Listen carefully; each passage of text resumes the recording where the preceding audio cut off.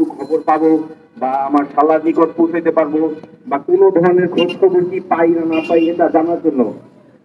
আমার যে শাশুড়ি আমার মা উনি এই গত 8 মাস যাবৎ ছেলের চিন্তায় খুব অসুস্থ এবং মানসিক ভাবে শারীরিক ভাবে অনেক দুর্বল হয়ে পড়েছে। এবং আমার যে শ্বশুর আমার যে বাবা উনি এতটাই অসুস্থ যে অসুস্থতার কারণে উনি ঠিক মতো কাজ বাজ বা বাসা থেকে বলতে পারতেছে না। এই অবস্থায় এখন আমরা যেভাবে পাচ্ছি সেভাবে চলে আসছি। আপনাদের কাছে আমাদের একটা আবেদন থাকবে এবং এই আপনারা আমাদের এই কথাগুলো এই তাদের কাছে পৌঁছালে আমরা একটু সহযোগিতা পেতে পারি ওই পর্যন্ত একটু পৌঁছায় দিবেন দয়া করে। আমার শাশুড়ি আমার সাথে আছেন, উনি কিছু বলতে চাচ্ছে বা উনি কোনো একটু কথা শুনি আমরা।